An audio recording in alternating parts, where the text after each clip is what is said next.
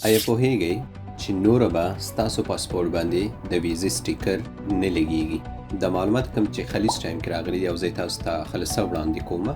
په دغه معلوماتو کې راغلي دي چې د اپریل 11 تاریخ څخه پس، مطلب د څلورمې میاشتې 11 تاریخ نه پس، د کومه میاشت چې روانه ده دغه یادومه، د دې نه پس به په متحده عربي اماراتو کې په پاسپورټ باندې د ویزې سټیکر لګول ختم شي. هغې پر ځای به اماراتس آی ډي یا هویه شي. دغه پریکړه کابینې کړې ده او دغې ترڅنګ د دې لپاره هم کړي چې خلکو ته ښه خدمات وړاندې شي.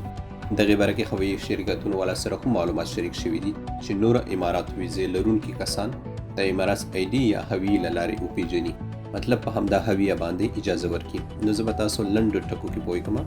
د دې راپور معلوماتو په اساس د دې میاشتې 11 تاریخ نه پس به ستاسو پاسپورټونو باندې د ویزې سټیکر نه لګیږي، بس صرف نوي هویه به تاته درکوي کېږي.